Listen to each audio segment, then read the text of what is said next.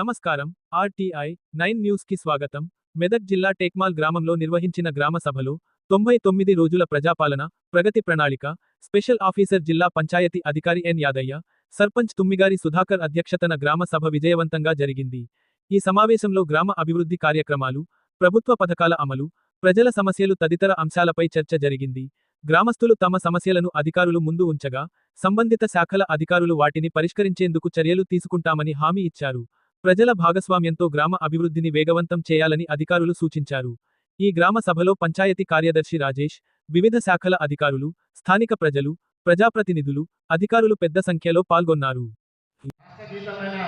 మన జయ హే జయ హే తెలంగాణ అనే పాట ద్వారా అందరం లేచి ఆ పాటను ప్రారంభించి ఆ గీతాలపైన ప్రోగ్రామ్ స్టార్ట్ చేయాలని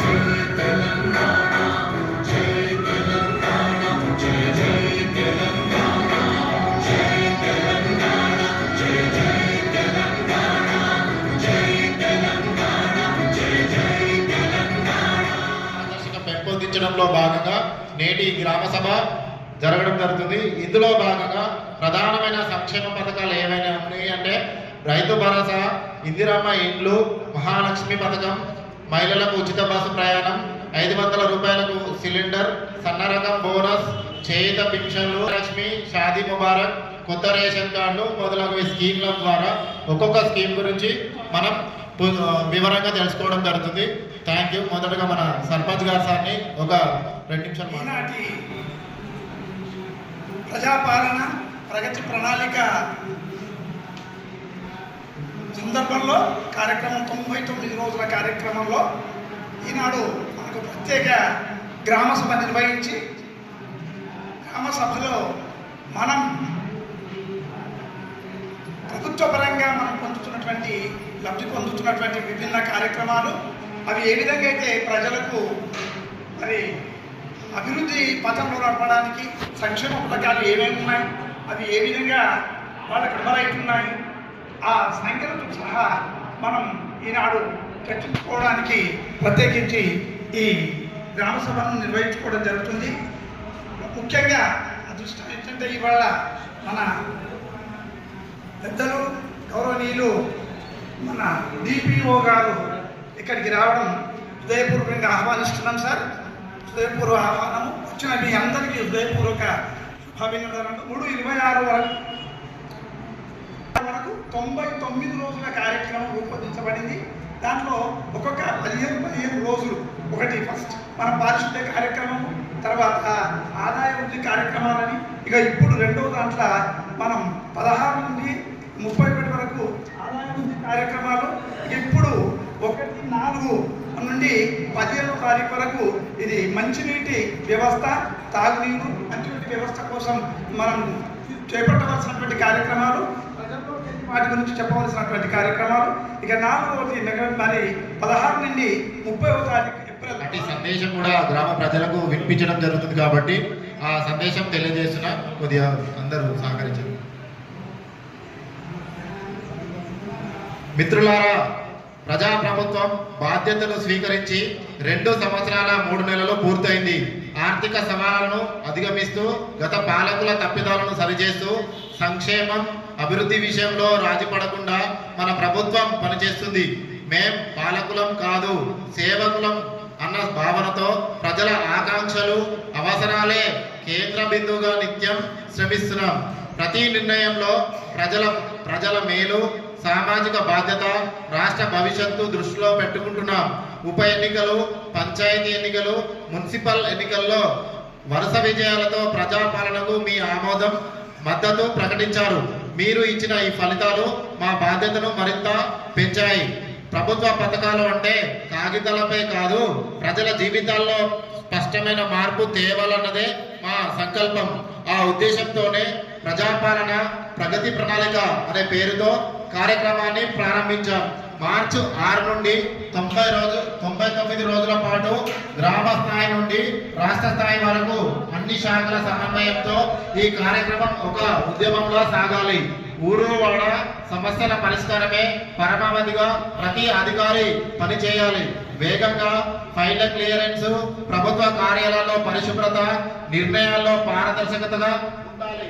మరియు మహాలక్ష్మి ఉచిత బస్సు సౌకర్యం, 500 గ్యాస్ సిలిండర్లు, 200 యూనిట్ల వరకు ఉచిత విద్యుత్, ఆరోగ్యశ్రీ, రేషన్ కార్డులు, సన్న బియ్యం, ఇందిరమ్మ ఇండ్లు, మహిళా సాధికారత వంటి పథకాలు అర్హులకే చేరేలా ఈ కార్యక్రమం జరగాలి. తెలంగాణ రైజింగ్ 2047లో విజన్ తో ఆర్థికంగానే కాక అన్ని రంగాలలో తెలంగాణను ప్రపంచ నెంబర్ 1గా నింపాలన్నదే మన సంకల్పం. ఈ సంకల్పంలో ప్రతి పౌరుడు భాగస్వామి కావాలి. ప్యూర్ రేర్ గా రాష్ట్రాన్ని వర్గీకరించుకున్నాం. వాటి పరిధిలో సేవ, తయారీ, వ్యవసాయ రంగాలలో ప్రపంచానికి ఆర్థికంగా ఆదర్శంగా మనం ఎదగాలి. ఈ 99 రోజుల ప్రణాళికల ఒక సాధారణ కార్యక్రమం కాదు, ఒక దీక్ష.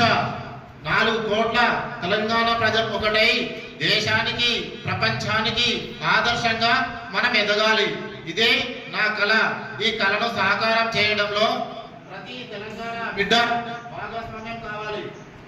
మీ అందరి సహకారాన్ని కోరుకుంటూ మీ ముఖ్యమంత్రి రేవంత్ రెడ్డి గారు.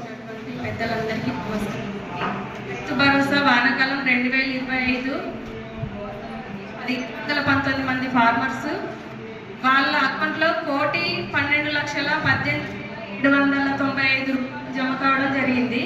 అదేవిధంగా యాసంగి 2025కు 1,544 మంది ఫార్మర్స్ వాళ్ళ అకౌంట్లో 89,55,200 రూపాయలు జమ కావడం జరిగింది. ఇచ్చారు. అట్లా మీలాంటి వాళ్ళు మాకు గవర్నమెంట్ ఫీడ్బ్యాక్ ఇవ్వడం వల్ల 200 ఎస్ఎఫ్టీ పెరిగింది.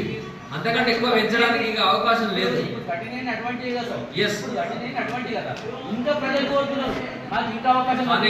అంటే ఒకటి, మీ పేరేం పేరు? సిద్ధయ్య గారు. 600 ఎస్ఎఫ్టీ కంటే కూడా ఎక్కువ కట్టే వాళ్ళు పేదవాళ్ళు కాదు. అంటే వాళ్ళకు బీపీఎల్ కింద రారు. వాళ్ళకి ఇందిరమ్మ ఇల్లు ఇచ్చే అవకాశం ఉంటుంది. పెద్ద పెద్ద ఇల్లు కట్టుకునే వాళ్ళు పేదవాళ్ళు కాదు. అంటే అట్లా గవర్నమెంట్ కొన్ని ఉంటాయి కదా, కండిషన్స్ ఉంటాయి, నామ్స్ ఉంటాయి. కాబట్టి ఇంకా అంతకంటే ఎక్కువ మనం కూడా చెప్పొద్దు. వాళ్ళకి పెట్టిన పథకాలు అందరికీ పేద బలహీన వర్గాలకు మరి చాలా బాగున్నాయి. ఇక్కడనే మనకు ప్రత్యక్షంగా లబ్ధిదారులు చెప్పారు. మరి కొంచెం వెసులుబాటు, ఇందిరమ్మ ఇళ్లలో కొంచెం వెసులుబాటు, ఎందుకంటే జాగా ఎక్కువ ఉంటుంది. మరి వాళ్ళు మన మెజర్మెంట్తోనే కట్టాలంటే కొంచెం వెసులుబాటు కల్పించాలి. అందులో ఒకటి. మరి ఇప్పుడు కళ్యాణ లక్ష్మి ఉంది, కొంచెం లేట్ అవుతుంది. ఎక్కడ అంటే ఇప్పుడు బడ్జెట్ వస్తుంది అనే లెక్కలు, కానీ ఇప్పుడు మనం మీ సేవలో చూసినట్టయితే ఎక్కడ పెండింగ్ ఉంటుందో అనేది మనకు స్పష్టంగా తెలుస్తుంది. ఎందుకంటే ఆర్డీఓలో పెండింగా, మరి ఎంఆర్ఓ దగ్గర పెండింగ్ అనేది స్పష్టంగా తెలుస్తుంది. అదొకటి. మరి ఇక్కడికి విచ్చేసినటువంటి అందరికీ ఒకటి విన్నపం, ఇది మేజర్ గ్రామ పంచాయతీ, మనకు ఒక ఉన్నతమైన వ్యక్తి సర్పంచ్ లభించాడు, మరి ఒక ఎడ్యుకేటెడ్ సర్పంచ్, మరి చాలా సంతోషం. మరి అందుకు కూడా ఈఓ గారు, సెక్రటరీ గారు ఇప్పుడు కొంచెం ఆయన సీనియర్ కావచ్చు, మన డిపిఓ గారికి కోరేది ఏంటంటే ఆయనకు అదనపు బాధ్యతలు ఇస్తున్నారు. మరి ఈ మేజర్ గ్రామ పంచాయతీ కాబట్టి ఇక్కడనే ఉండాలి, కొంచెం బాధ్యతలు తక్కువ చేయాలని కోరుకుంటున్నా. ఇక్కడ ఏంటంటే ప్రతి సమస్య ఇష్యూ అవుతుంది, సార్ ఉంటే ఈఓ గారు ఉంటే బాగుంటుంది. మరి ఈ అవకాశం ఇచ్చిన పెద్దలందరికీ పేరు చెప్పండి. గురువారం మేజర్ గ్రామ పంచాయతీ సర్పంచ్ బిగా సుధాకర్ సార్, ముఖ్య అతిథిగా ఇచ్చేసినటువంటి జిల్లా పంచాయతీ అధికారి యాదయ్య గారు, గ్రామ ఈఓ గారు, ఉప సర్పంచ్ శంకరయ్య గారు, వార్డు మెంబర్లు, ఇంకా టేక్మాల్ గ్రామ ప్రజలందరికీ కూడా స్వాగతం, సుస్వాగతం. మరి కాంగ్రెస్ ప్రభుత్వం ప్రజాపాలన సీఎం రేవంత్ రెడ్డి గారి ప్రభుత్వం వచ్చిన తర్వాత మరి పేదల ప్రభుత్వంగా మరి కాంగ్రెస్ పిలువబడుతుంది. ముఖ్యంగా ఇందాక చెప్పిన ఇందిరమ్మ ఇళ్లలో మరి వారి కళ్ళల్లో ఆనందం చూసినాం. మరి ప్రభుత్వం కనీవిని ఎరిగిన రీతిలో పేదవారికి ఇల్లు లేని నిరుపేదలకు 5 లక్షల వ్యయంతో ఇందిరమ్మ ఇల్లు ఇవ్వడం జరిగింది. ఆ ఇందిరమ్మ ఇల్లు కట్టుకొని వాళ్ళు గతంలో వర్షానికి, చలికి, ఎండకు ఓర్చి నిరాగా ఎన్నో సంవత్సరాలుగా ఇళ్ళ కోసం ఎదురు చూసి ఇప్పుడు ఇందిరమ్మ ఇల్లు కట్టుకొని అలా గృహప్రవేశం చేసుకున్న సందర్భాలు మేము కూడా పోయినాం. వాళ్ళ కళ్ళల్లో ఆనందం చూస్తే ఈ ప్రభుత్వాన్ని తీరుస్తూ చాలా సంతోషం. ఇంకేమైనా పారదర్శక పథకాలు, ఇప్పుడు బస్సు మహిళలకు ఉచిత బస్సు సౌకర్యం, మరి పావుల వడ్డీ, ఇలాంటి ఎన్నో పథకాలు, మరి రైతులకు మొన్ననే రైతు భరోసా, రైతు బంధు అన్ని ఇస్తున్నది. మంచి ప్రభుత్వాన్ని మంచిగా దీవించండి. నేను అనేది ఏంటంటే ఇంత పెద్ద గ్రామము మేజర్ గ్రామ పంచాయతీకి మనకు అన్ని రకాల ఫెసిలిటీలు, సీసీ రోడ్లు, శ్రీశక్తి భవనం త్వరలోనే నిర్మాణం భూమి పూజ చేసుకున్నాం. అలాగే గ్రామంలో హైడ్రేట్స్, సీసీ రోడ్లు త్వరలోనే భారీ ఎత్తున నిర్మాణం కాబోతున్నది. కాబట్టి ఈ మేజర్ గ్రామ పంచాయతీకి మీరు గ్రామ పరిపాలన అధికారి, మీరు ఎవ్రీ మండే గ్రామ పంచాయతీలో మీరు ఉండండి. ఎంఆర్ ఆఫీస్లో కూర్చుంటే మీరు ఎవరు కూడా తెలుస్తలేదు. కొత్తగా వచ్చిన గ్రామ పరిపాలన అధికారి కాబట్టి ఎవ్రీ మండే మీరు గ్రామ పంచాయతీలో కూర్చునే ప్రయత్నం చేయండి. ఎందుకంటే ఫండమెంటల్గా మీరే. అదేవిధంగా ఇక్కడికి హాజరై వాళ్ళ యొక్క విలువైన సమయాన్ని వెచ్చించినటువంటి గ్రామ పెద్దలు, అదేవిధంగా అధికారులు అందరూ కూడా, వివిధ డిపార్ట్మెంట్ నుంచి వచ్చినటువంటి అధికారులు, గ్రామస్థాయి సిబ్బంది, ఇక్కడికి వచ్చేసిన ప్రతి ఒక్కరికి కూడా హృదయపూర్వక అభినందనలు. ముఖ్యంగా ఏంటంటే చాలా అంటే గతంలో మన పంచాయత్ సెక్రటరీ చెప్పినట్టుగా గ్రామ సభ అంటే మన దగ్గర గ్రామ సభలు అంటే గ్రామ ప్రజల యొక్క అభిప్రాయాలను మనం సభ ముందు తీసుకోవడం, స్వీకరించడం, వాటిని కూడా దాంట్లో ఏమైనా లోపాలు ఉంటే కూడా సరిదిద్దుకోవడానికి, ప్రభుత్వానికి చేరవేయడానికి కూడా మనం మంచి వేదికగా భావిస్తున్నాం. అయితే మన టేక్మాల్ గ్రామ పంచాయతీలో దాదాపు ఎన్ని ఓట్లు ఉన్నాయి? ఓటర్స్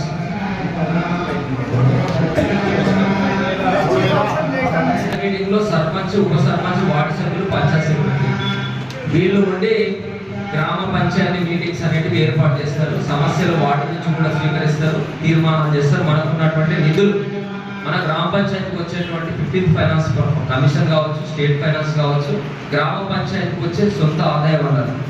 మీకు ఒక మంచి ఇక్కడ ఏంటంటే మీకు పశువుల సంత కావచ్చు, మేకల సంత కావచ్చు, దయబజారు ఉంది.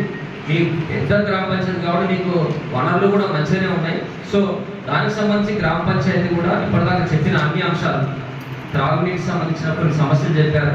అవన్నీ కూడా ఇప్పుడు సర్పంచ్ వాళ్ళు ఇక్కడే ఉన్నారు కాబట్టి ఖచ్చితంగా ఈ ఏప్రిల్ 1 నుంచి 15 వరకు ఈ 99 రోజుల ప్రణాళిక ఏదైతే ఇచ్చారో దాంట్లో త్రాగునీటికి సంబంధించిన వనరులను ఏమైనా రిపేర్లు ఉన్నా కానీ, పైప్ లైన్ లీకేజ్ కానీ, కొత్త నల్ల కనెక్షన్స్ కావచ్చు, ఇంకేదైనా ఓహెచ్ఎస్ ట్యాంక్స్, వాటర్ మెన్స్ వాటిని క్లీన్ చేస్తుంటారు, వాటికి సంబంధించి ఏమైనా రిపేర్లు కావచ్చు, అన్నీ కూడా చేయడానికి ఇది ఒక ప్రోగ్రామ్ ఇచ్చారు. దీనికి మన గ్రామ పంచాయతీ ఫండ్స్ వాడుకోమని ఆదేశాలు ఉన్నాయి.